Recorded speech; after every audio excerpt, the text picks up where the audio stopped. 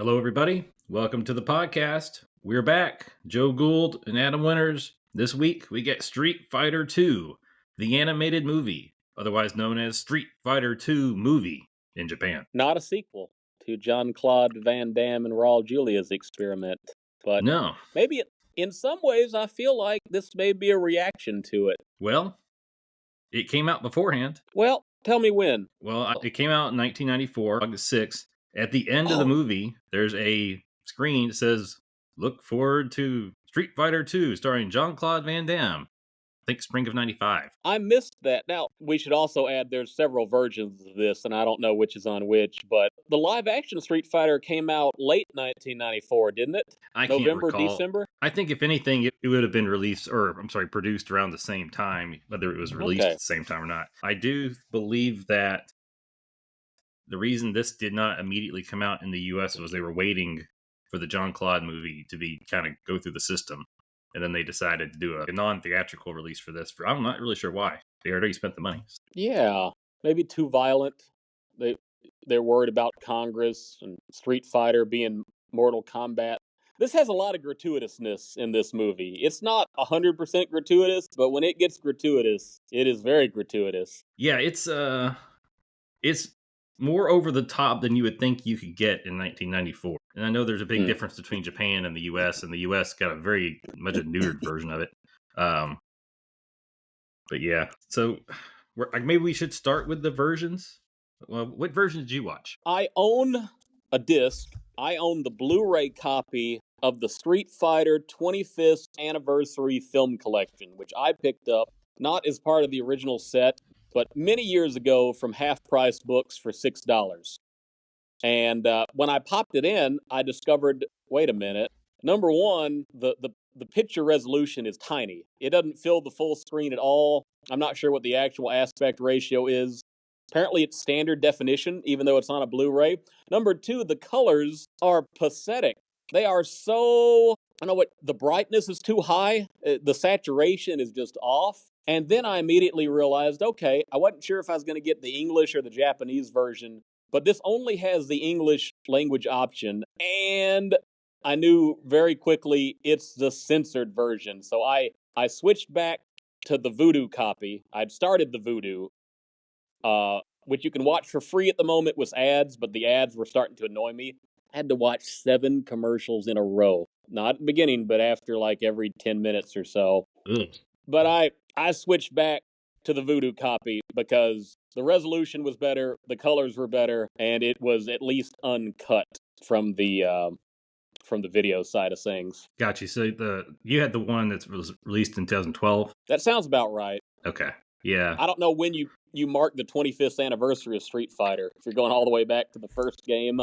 Well, I'm seeing that there was a Street Fighter Anniversary Collector's Box Edition in 2012. It says it's standard definition, no Chun-Li scene. That's what I got then. Yeah. It's got a lot of releases until they got to an appropriate year that they could just do what they wanted. Nobody cared anymore. Parent groups and all that.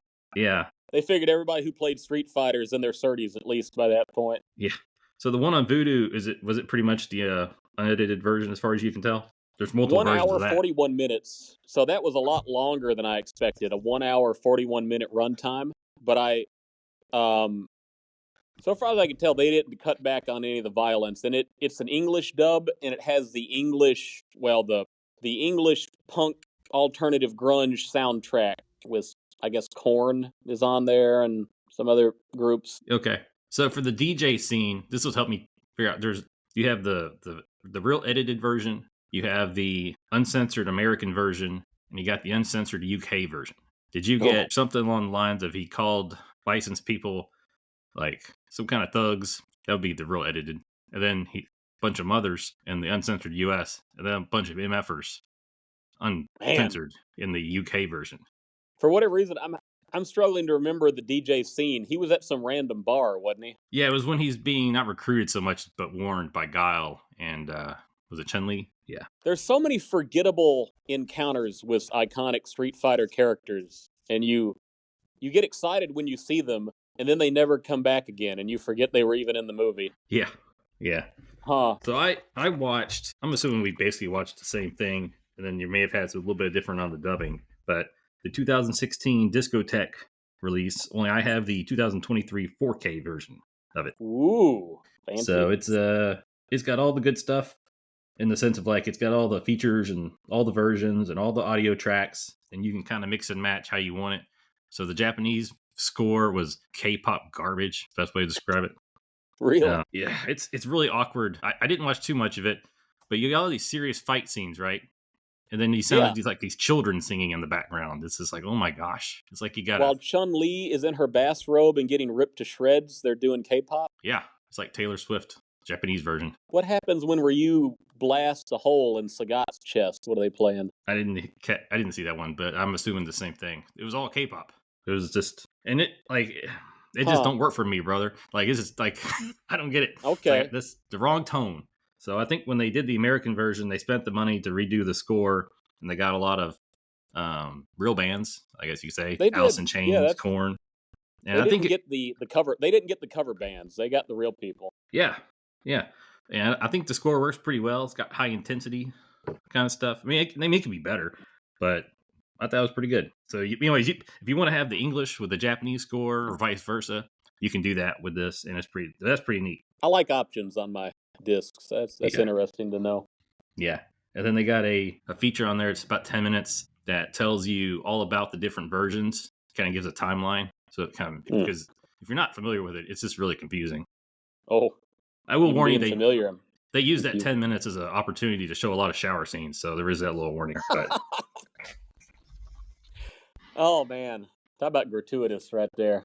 Okay. Yeah, that scene is just I don't understand why Capcom felt that would be helpful for sales. I do in one sense, but it is Japan. The market for this movie is going to be teenage. They have to be able to get the product. Joe, you're answering your own question here, but this is not. The word here is sales. 1994. This is not 2014. They can't just rip it on the internet. They got to go buy this, and what kind of age rating is going to be on it when they go buy it at the Suncoast or wherever. Back in the day, you wouldn't be able to buy this in Walmart. It's a movie, so it'd be R-rated. Right? You get what I'm saying? Yeah, I hear you. I don't remember any anime stuff at Walmart. You had to go to those specialty stores to get them. Yeah. And, I mean, for what it's worth, they did release this in the U.S., heavily edited. You had a PG-13 version, obviously no shower scene, no blood. Even the unrated version is basically putting in the equivalent of blood code in Mortal Kombat. So you didn't get any of the lingering shots of people getting killed and stuff like that. But this movie is... It's not bad. No. But I don't know if it's good.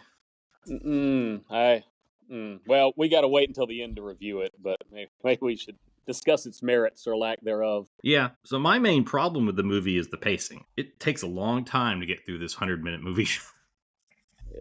There's a lot of Dragon Ball Z-isms where people are standing around, filling runtime by moving their mouse, posing cool. Or lingering on a shot of a mountain. Yep. Some of those mountain shots look weird to me, like they were photographs that were maybe drawn over to make it look more cel-shaded. Yeah, and some of them even looked like some of the trees was almost like it was 16-bit pixel art. It's weird. I don't know how to describe it. Yeah, it may just be a filter they used on top of the picture, but yeah.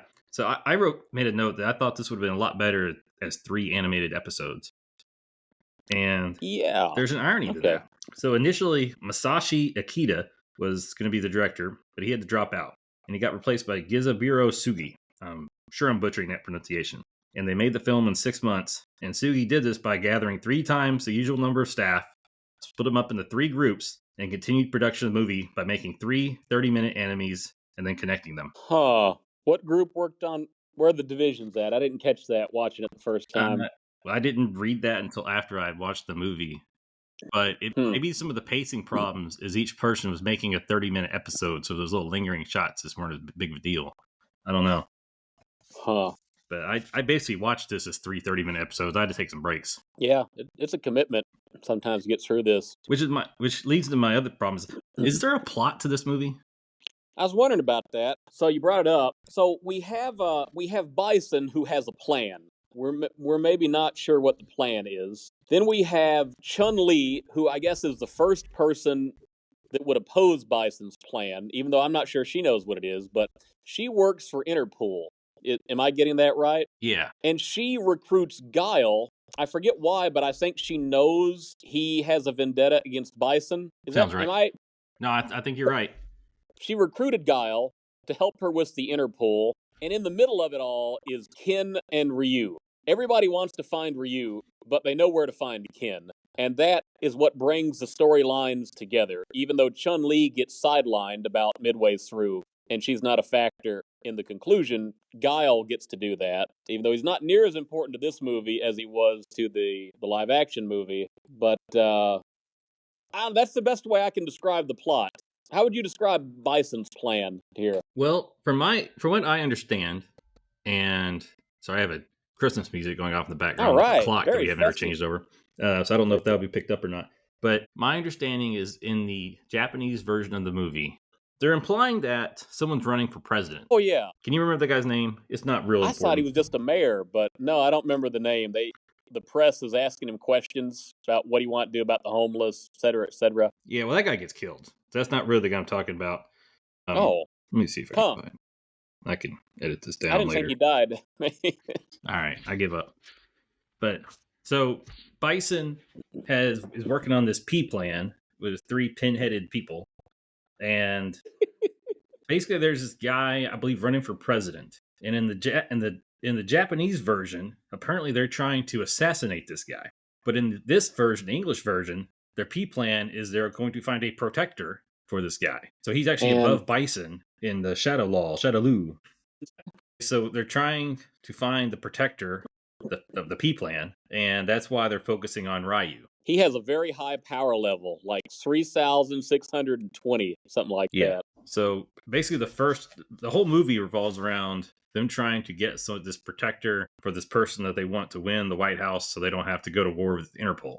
In the Japanese version, I think that's kind of flipped around where they're trying to find someone to assassinate this guy. So it's a little bit different. And I think that's as close to a plot as you get, other than this Brokeback Mountain story between Billy and Ryu and Ken. But dude, come on now. There's undertones. There are some moments that make you wonder. Which I didn't mean to say Billy and Lee and Jimmy Lee, but that's who they reminded me of. I felt like take out the Bison stuff, and you have Marion, you have Billy Lee, you have Jimmy Lee, you have all the makings for a good Double Dragon movie in here. That you do. And you don't even need a plot for a Double Dragon movie. Anyway, yeah, that's about as close to a plot as I can get. And then ultimately, they can't find Ryu, so they decide to use Ken, and they brainwash him into being Darth Masters. Point. There's some very weird point of view perspectives, because they analyze every fighter and they list every single muscle measurement each fighter has. So that's very weird. Even those are leadership qualities. Yeah. What? No, it's a mess of a plot. But yeah, so they want Ryu, they can't get Ryu, so they take Ken instead, brainwash him, kind of turn him into a Darth Masters sort. And then evil Ken fights Ryu, eventually gets his memory back, and they team up to beat Bison. And that's basically the movie. And then you got the Guile Chun-Li side story going on around the same time. And somehow, wouldn't you know it, E. Honda becomes a major character by the end of this movie. Oh yeah, good old Piston Honda. He did good in this one. Much more interesting in this one than the live action. He looks like he's just a one-off character like everybody else when he's introduced, because he's getting in a random fight with Dhalsim, and Dhalsim is the one who senses Ryu's true power level, his suppressed ki. And E. Honda doesn't care, he just wants to win the fight, but E. Honda becomes an essential character to this plot. Yeah, so, when I played the video games back in the day, I never thought Honda was really representative of a good guy. But he was a good guy in both movies. He's jovial. Oh, after he bear hugs you. He always does that little chuckle. Yeah. Now, we should add, this movie is different than the live action because it restores Balrog to very much being a villain. Oh, yeah. Not a Chun-Li. And those eyeballs are weird. I think it's just this movie that is the word I'm looking for, is he cross-eyed or is he like bug-eyed? I think he's cross-eyed. He's got a little Mike Tyson. He likes to eat those toads or whatever everybody calls them. And I imagine he gets a little cross-eyed after the case. And I think you get a little Mike Tyson Balrog going here. He looks like Uncle Ruckus from the Boondocks, whatever he's got going on there. It's not a flattering look for M. Bison, a.k.a. Balrog. We'll call him Balrog. We'll stick with that American pronunciation. Yeah, it was really weird when they were doing the little identification package of the characters. Like they have their Japanese names on the screens, and then the English dialogue changes it for us. You want to give a summary for the audience of the name switcheroos? Well, the original villain is Vega. He's the end boss. But the official story is Capcom America wanted a tougher sounding name than Vega. That's the story they gave us. And so they said, well, let's take that M. Bison name that the boxer is, and let's make that the head villain. So then they'd had Vega, instead of just switching it, they made Balrog, who is the Spanish guy with the mask and the blade, and they turned him into Vega, and they just happened to turn the boxer into Balrog. Now, let's be honest here. Capcom Japan didn't care anything about trademark infringement, about making a Mike Tyson parody. But Capcom of America didn't want to go down that road, so they didn't want anybody looking at M. Bison the boxer and thinking, oh, this is the new Punch-Out. So that's why we got the way we did. And it's very confusing, because I don't know how many Americans knew all that until much later on. It was in the magazines, but they didn't give the Mike Tyson story. To this day, does Capcom America ever tell us what the M stands for in Bison's name? Because if it's the boxer, we know it stands for Mike. But as far as the M. Bison, the dictator, what does it stand for? I don't know. Good luck. Maybe he's Max Bison. Maximilian Bison. I like it. Yeah. No, it's I just can't look at Bison, the main villain, and ever think to myself, that looks like a Vega. That's what Capcom America said. I think Capcom America got it right. You have these, not feminine, but the narcissistic over his looks guy. Vega, this seems to fit that bill. Skinny guy, long hair, big claws. Why switch all three of them, though? That's the other question. I mean, I don't know. Well, I think you got onto it with the Tyson thing. Well, they took Balrog. Wait, I'm confused now. Well, Balrog's is not going to be your final boss name either. That's the other problem. Why didn't they just change the names? Why'd they have to do switcheroos? It's like a round robin thing. Oh, yeah. Okay. But anyways, audience, it makes so much more sense now, doesn't it? I'm thankful they've never tried to fix this like Nintendo and Sega did with Bowser and Eggman or Peach. Like, they sort of meshed them all together eventually, but I'm thankful Street Fighter has stayed the way it was. So they just live with it on both sides of the world. Makes movies like this a little complicated. Who else? What about Zangief? Is he a villain in this movie or not? What about Blanca? Is he Charlie in disguise? I think they're neutral. I think those are kind of neutral characters, this one. I will say Blanca gave, who was it? Balrog, a mean look. In this movie? I thought they were only in one scene. They're The scene didn't go the direction I thought it was going to. So you have Balrog gathering all the crime lords together for a big match. Yeah. And then you got Blanca, and he's going up against Zangief. And then I thought, maybe I'm wrong, that Blanca kind of gave a side-eyed look to Balrog, almost like he had captured him to throw him there. And he wasn't a cage.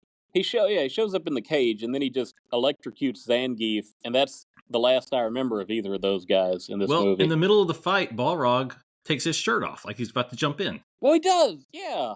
And then why? I can't remember what happened, but I don't think anything had to do with them happened. Man, this movie. Okay. Who jumped in at that point after that scene? I thought it just cut away to the next scene, whatever that was. Maybe it did. There was a couple of things where you had loose ends not tied. That was one of them. And then you had, after Chun-Li takes out Vega, and Bison's doing his debrief with the other two goons, and Bob Sagat wants to get Ryu, Ryu, and kick his butt. He wants a rematch. Yeah, but Bison's like, no, we're more important than that now. You need to go take care of Chun-Li, because there's consequences to these things. I thought he told him to take care of Cammy, didn't he? You're right. Cammy and Vega. And they never followed up on that either. Boy, what a odd loose end. Considering this movie opens with Sagat fighting Ryu, and we get no culmination to Sagat's storyline. No, and that's not something that you're going to have Bob Sagat follow up on in like a sequel. Maybe they were hoping for Street Fighter 2, the sequel. Street Fighter 2 2. Yeah. Part 2. Tractor trailers across the country. Don't even get me started on that tractor trailer ending. I don't know what to think of that. Hey, I was wondering if I was just falling asleep when this happened. Did you spot Akuma in this movie? He was leaning up against a fence, I believe. Where was he at? Apparently, you only see him in widescreen versions. He's cut out of the standard definition. No. Yeah, it was just meant to be an Easter egg. But yep. Why would you Easter egg that? I don't even know if it was in the script. It may have been one of those the animators decided to get cute kind of things. It's friggin' Akuma. I mean, the guy who, if the conditions are met, he shows up and he one-shots Bison in the dark, and then he's the final boss. Man. Ugh. So what do you think of the art style in this movie? It fits the game. It fits the character profile art that you see in the Super Street Fighter 2 version of the game, where everybody's just a bit more steroid injected. And I think Chun-Li gets taller, at least. Okay. Yeah, so my thought was this movie seemed to be inspired, or the art design, by my favorite Rob Liefeld, or Liefeld, however you say it. Oh. Because whenever they were standing up next to each other, you had, people make fun of that Captain America cover that he did. Yeah. Where it looks like he's like a triple X or a triple E. And I thought every time they had the standing profiles or talking to each other, like that's the look they all had. So for Guile, I at some point started calling him Rob Geifeld. He could have used some eyebrows, the Guile design. I don't know if he has them in every version of the game, but it was weird looking at his brow. I thought Ken had weird eyebrows. At least he had them. He had very dark. I mean, I know he does in the games too, but it's like he's got this blonde hair, which you're pretty sure he doesn't dye. And he's got these like black eyebrows. It's just kind of odd. Yeah, it's fair. But no, I thought the fighting was really good. Like the animation during the fights, I thought was excellent. And there are a lot of fights in this movie. It's just very few of them have substance as far as moving the plot along. Some of them just exist to have a fight scene. That is true. I will say the final battle, for the most part, liked it. Had a lot of action in it. There's one key part I just can't stand. It annoys me. It was a pretty lengthy final battle, which was nice because it took so long to get there. I didn't expect the final battle to be outside E Honda's home on top, no, I didn't expect not a mountain, but he's on top of a rock, right? Something like that. So Ryu climbed his way up. We saw that, right? Yes. How did E Honda do? Did E Honda do that too?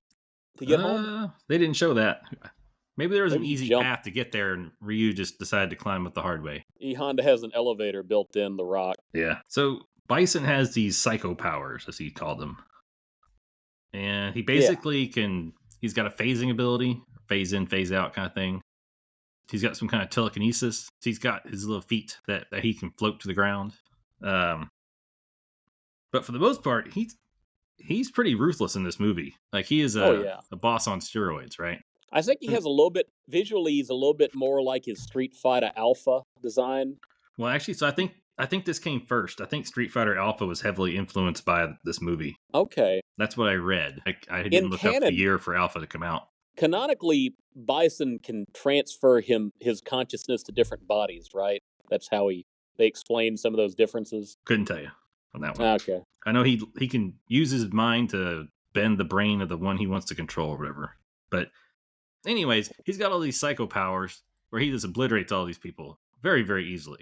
Yeah. And then as soon as it's 2-on-1, he just stops using them. He's limited on his focus or his stamina bar. It's like at that point, he just starts doing hand fighting. It's like, no, you do the hand fighting when it's 1-on-1. When it's 2-on-1, you pull out the special tricks. So you don't just pull out the special tricks when it's easy, and then you decide to do it the hard way when there's two of them. It makes no sense. Yeah, I was kind of hoping the final battle would be more than just a 2-on-1. Like, you can either do it 1-on-1 or you can just completely overwhelm just everybody coming at him with something different. Well, I think that would have made more sense because the whole movie, he's the overpowered bad guy who just obliterates all these little mortals and this disappears whenever they try to use a special move on him. And you have a theme of everybody trying to work together for the world. This should have been they're like the Marvel heroes, fighting Thanos. Yeah, on your left, Cap, or whatever. Yeah, or even trying to get his power glove off. But, there you go. Yeah, that would have been cool. Could have brought back. I really like the way they animate Dalsim in his fight with Honda. They're almost to the point where they're trying to make him less supernatural and just make him as a real master of yoga. And that he just gives the illusion like he's extending his arms. That would have been cool to see him one more time. Well, is there something in yoga? Does he have a power to make someone not be able to move? Looked like he did in this movie, didn't he? Yeah, I mean, because that's how he's going to beat Piston Honda. Well, he probably is a master of hypnotism. That's true. Snake charmer. That's true. So how did you interpret later on, jumping around, when Ken gets his ass kicked by Bison, and he apparently broke his back or something because he can't feel his legs. And then he yogas himself to being fully healed. Like, how did you interpret that scene? Because I didn't really know what to make of that. So he was captured, brainwashed, he fought Ryu, and then when he was getting his memory back, Bison threw him across the rock. Are they still on the rock or not? They're in the forest at this point. So yeah, he would have fallen a long way, and he couldn't move his legs. I think that's just temporary paralysis after your hypnotism is undone. I think that's the better explanation. Okay. Anyways, if Dalle was there, he could have cracked his back or something, put his spine back into alignment. He needed to spend his time in the cave like Batman did, but he got better pretty quick. So I think my favorite scene of the movie, and it shouldn't have been, but I was humored by it, mostly because it was just odd, is after it's all over and they win, Guile gets a call from the hospital saying you need to come here immediately. It's urgent. Yeah. So he drives his Ford Mustang as fast as he can. He gets there. He runs in, and you have the body on the table with a sheet pulled over its head. Nobody else there. Nobody. Nurses, no doctors, or anything else. And he's starting to mourn and cry. And this movie, they did this odd thing where you couldn't quite tell if Guile was falling for Chun-Li or not, but or just cared for her as a young child with a history. But he's crying. Says it wasn't all for naught. We took him down, and she uncovers herself and says, "I know," and she just playing dead. And then he tickles her in punishment, and she recites the headline verbatim in the English dub. And then he gets mad and tickles her. That's weird, man. Number one, what was he doing back in New York driving around if he wasn't already going to the hospital? Right? And he may have been. It's not real clear what he was doing. He had to do that big U-turn. And he had to go down the wrong ramp, and he had to make that other driver angry. Oh, yeah. Yeah, you're right. It was a big deal. He got the phone, and he did the big U-turn in the highway, interstate. Yeah. Where was he going? What else would he be doing there? Checking on Chun-Li. I don't know. So I'm wondering in this movie, maybe Guile isn't a family man. We don't have any mention of his wife or family that he's ignoring. Like he seems single. Don't see no ring on that finger. That's what Chun-Li was thinking. And I think those two characters were like they looked the part, but in terms of development, like, They got an odd relationship with each other. We'll say that. Yeah, and part of it's hard to take Chun-Li seriously when she's dressed up in her little, whatever you want to call that suit, like the whole movie. Yeah, that's her official business attire. Yeah, that's her Interpol costume. Yeah. Apparently there was a mandate, by the way, that they wanted all these characters to basically be in their costumes the whole movie. And they got away with it a little bit with Ken, and that's it. She and Guile fight as soon as she's trying to recruit him. Why do they go exactly to him trying to punch her and her jumping out of the way and demonstrating her agility? I just thought that was odd. It wasn't even that impressive. Like, she didn't do any kind of kicks or spins or anything like that. She just got out of the way and sat on the car. It'd be one of those things if it's like, show me what you got, kid, if you're really serious. But she didn't really show him, though. I don't know. She was an odd character in this movie. Again, she starts as a protagonist, but they drop that after the fight with Vega. She's more of the casualty. Yeah. And that was a pretty impressive fight. It's what everybody remembers about this movie for a variety of reasons. For a variety of reasons. That's what everybody remembers. That's what I remembered about this. Oh, yeah, okay. I had forgotten just about everything else other than that, that happens. Now, was the fight scene itself heavily edited in the US PG-13 version? I'm sure. I didn't pop the disc in for that part. I feel like it would be hard to have that fight. You have to cut out all the bloody parts, and then the camera angles when she does her flips and kicks. You probably gotta cut away from those. Exactly. At some point, there's not enough coherent fight there because of how they chose to have her retire. I think when she throws the couch at him, it's perfectly fine. I think that was all intact. Maybe that ends the fight. And she kicks him out the window. It might, now that I think about it. They might have cut from the couch to the window. So is this movie better or worse than the Jean-Claude Van Damme movie? You give me the choice. I watched the Van Damme Raul Julia cut all day over this. Even if I could watch it all the different ways, I'd still be watching the live action. I'm with you. And that movie's grown on me a little bit. But yeah, this is just it's not a bad movie. I can't call it a good movie. Well, we got to give it credit. It's it sticks to the source material, takes a little bit of liberty, sure, and is undecided whether it wants to just give us cameos of characters or whether it wants to work them into the plot. But I can't criticize it the same way I criticize Ninja Gaiden, the movie. Oh no.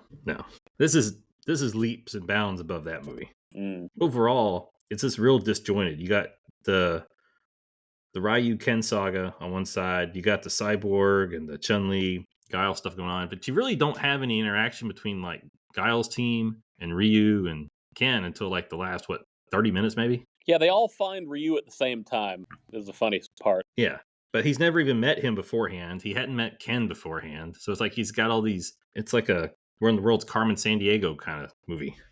It is. He's looking for Ryu. And he's with the loud Japanese sumo wrestler the whole time. What do you know? So the Cammy plot doesn't go anywhere. She's just presumably still in Interpol custody. The Fei Long plot doesn't go anywhere. He